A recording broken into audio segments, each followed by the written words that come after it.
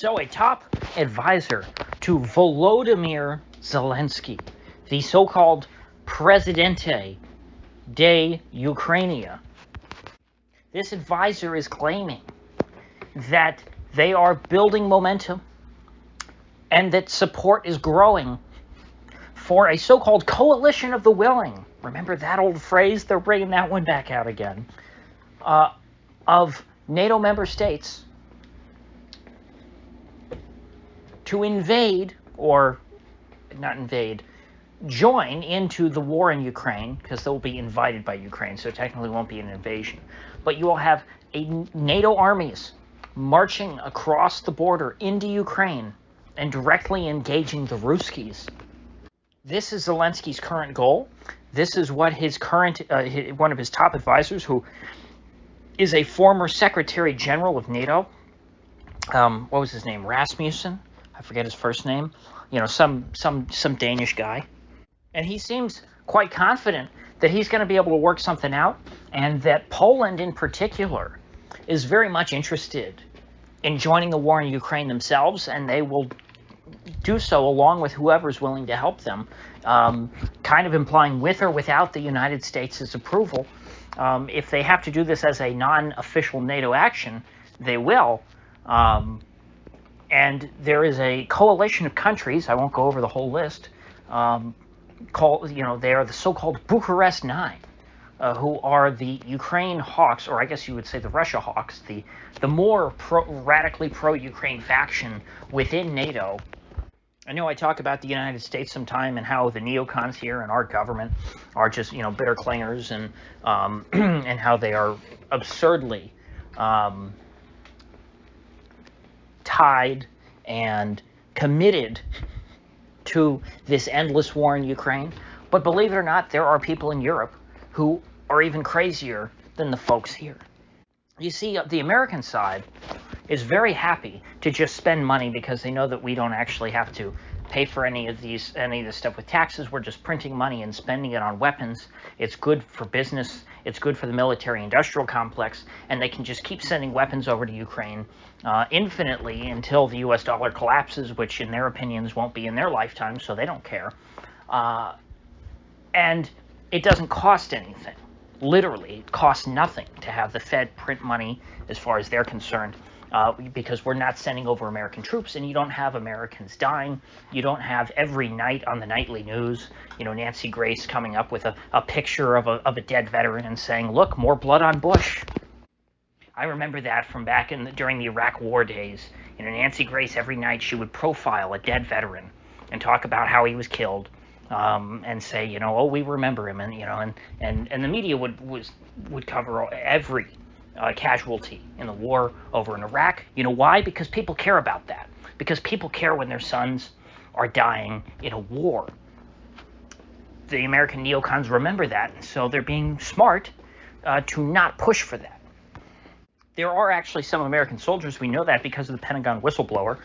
Poor kid, 19 years old, life destroyed.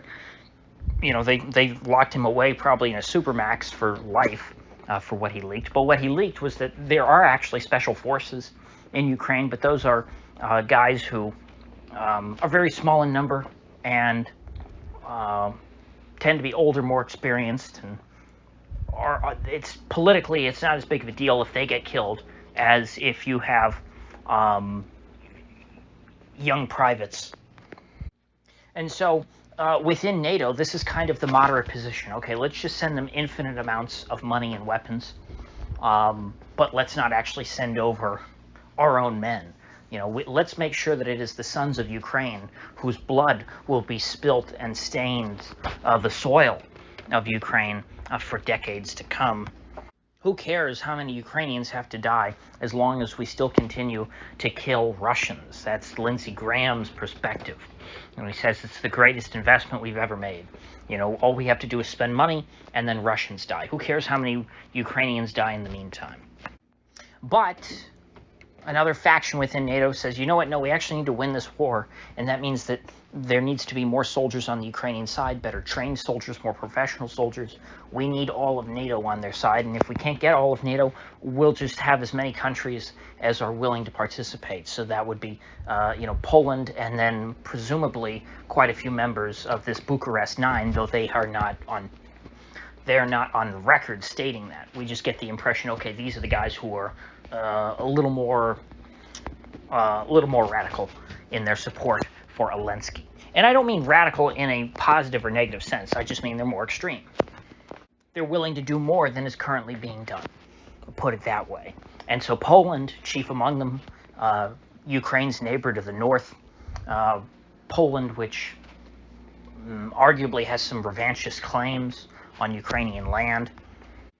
There were parts of modern-day Ukraine that were Polish and were ethnically cleansed in the early 20th century.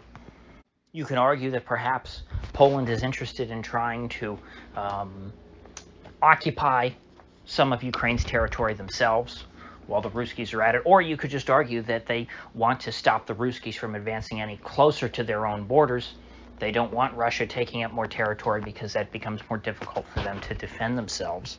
And perhaps they just feel that for their own strategic purposes, it is essential to hold back the Ruskies as much as possible. And so therefore, to that end, they're willing to commit troops.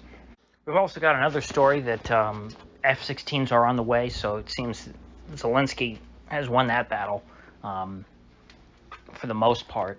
And so now he's just going on to ask for the next thing. And the next thing he wants are men, because Ukraine probably is running out of young men at this point, and they're scraping the bottom of the barrel, having to draft young boys well under the age of 18, as well as older men, perhaps in their 40s. And then they shove them out into places like Bakhmut with little to no training, men who have never even fired a gun and are afraid of the noise, and so therefore they don't pull the trigger when they see the Ruskies, and the Ruskies end up shooting them first.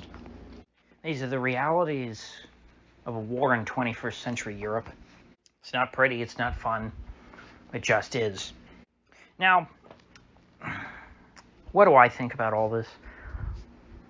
On the surface, if we're thinking about this one-dimensionally, and you say to me, the Poles and a few other Eastern European countries, they want to send their soldiers to go to Ukraine to fight and to help the Ukrainians. I don't care. If the Poles want to send their boys to die in this war, or perhaps to win it, I don't know. Maybe with other countries involved, Ukraine would have, would be able to push the Russians out. I don't know.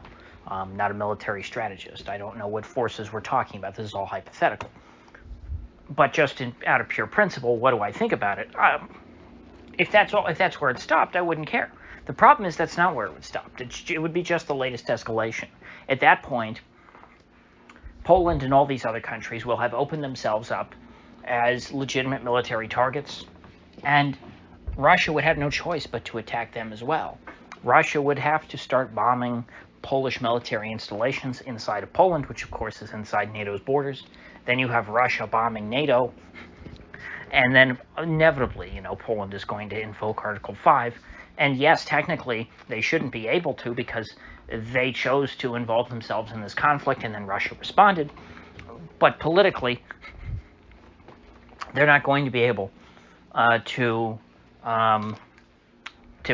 the rest of NATO is not going to just turn the blind eye to Russia going to war with Poland.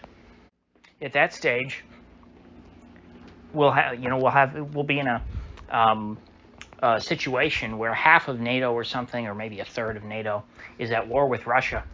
The rest of NATO is not. What's the point of having NATO? Now, if you ask me, there is no point to having NATO.